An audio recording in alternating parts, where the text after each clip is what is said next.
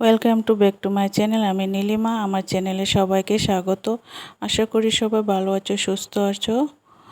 অবশ্যই আমার ব্লগটা ভালো লাগলেও লাইক, কমেন্ট, সাবস্ক্রাইব করতে ভুলো না। আর নতুন হলে সাবস্ক্রাইব করে বেল আইকনে ক্লিক করে রাখবে। বন্ধুরা, এগুলা কি? এগুলা হলো বাঁশ। আজকে আমরা বাঁশ খাবো, বাঁশ কুড়ুল। এই দেখো, আমার হাজবেন্ড এগুলা তৈরি করছে,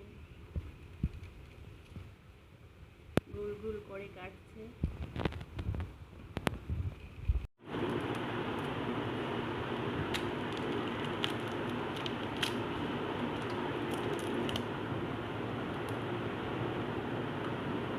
দেখো, সবগুলি উপরে ছাল ছিলে নিচ্ছে আর শুধু মূলটা নিয়ে নিচ্ছে। এক এক করে সবগুলো কেটে নেবে। দেখো কতগুলা বের হয়েছে, আর এই দেখো বেছে এইটুকু হয়েছে। কতগুলো ছিল আর এইটুকু হয়েছে। আজকে গুদক রান্না করব আর মাছ রান্না করব, এইটুকুই। কারণ ছেলে মেয়ে গুদক খাবে না, আমি আর হাজব্যান্ড গুদক খাবো।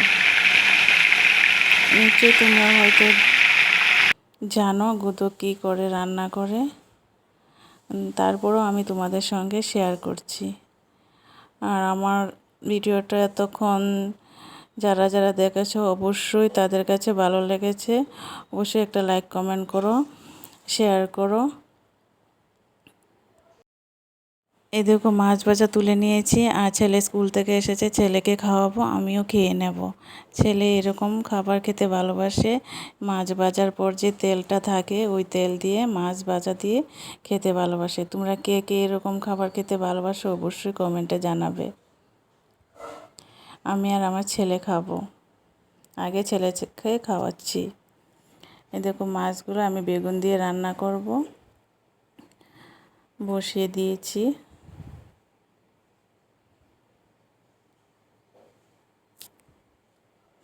এদিকে দেখো আমার এই যে বাঁশকুড়ুলগুলো এগুলো কাটা কমপ্লিট হয়েছে, ধুয়ে নিচ্ছি। এগুলো এখন কুকারে বসিয়ে দেব। ভালো করে ধুয়ে নিতে হবে।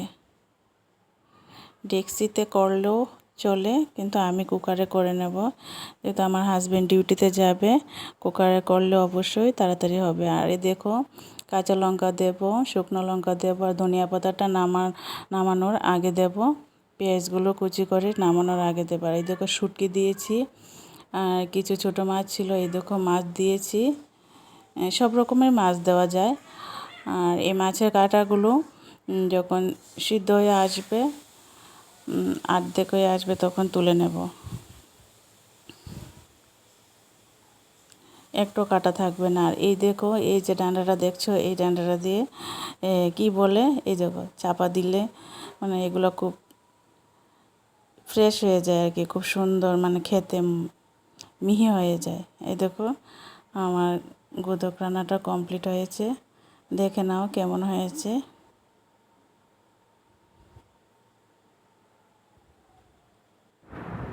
আমার ভিডিওটা এখানে শেষ করছি। Tata, bye bye.